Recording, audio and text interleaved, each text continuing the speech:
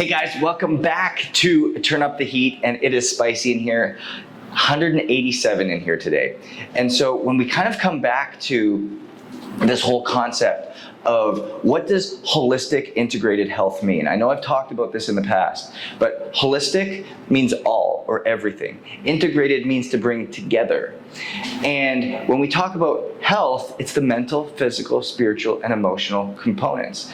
And I think so often we forget that there's a difference between a worldly view and what culture tells us to do versus what actual true health looks like.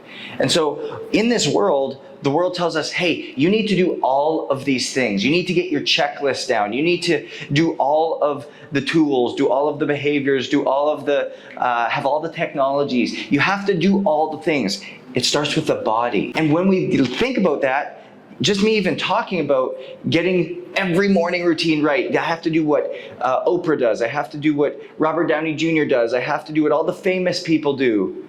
Why? Because that's obviously what got them there. But that's a lie.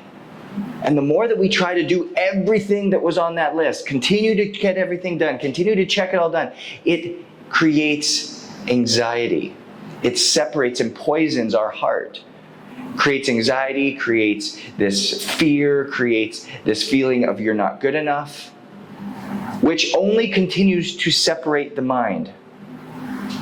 Separate the mind in terms of, man, I'm never going to get there. I'm not good enough. I'm not worth it. I'm not consistent enough, which separates us and disconnects us from the spirit, from our purpose, from our identity, from whose we are and what we're called to do.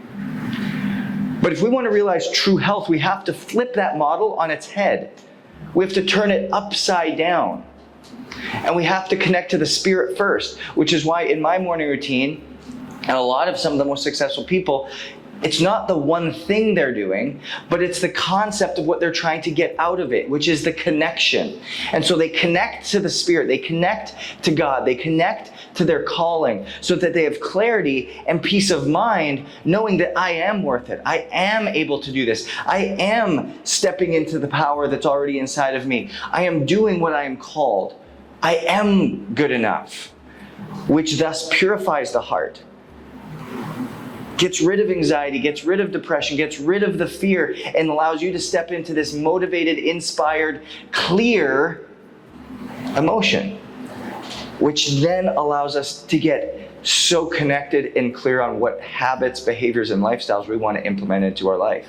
If you look at my morning routine, it consists of 4 things. I do breath work.